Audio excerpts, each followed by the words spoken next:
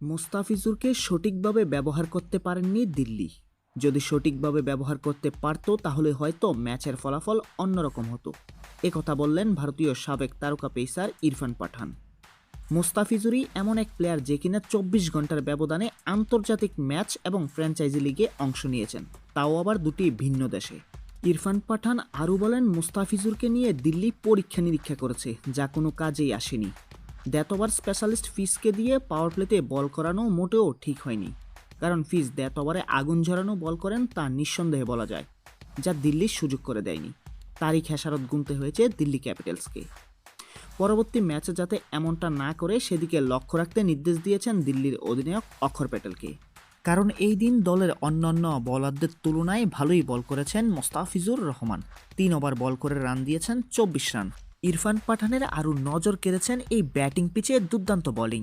যে জায়গায় দাঁড়িয়ে অন্যান্য বোলাররা ব্যাটসম্যানের সামনে বল ফেলতেই পারেনি, সে জায়গায় একের পর এক ডট বল করে গেছেন মোস্তাফিজুর রহমান।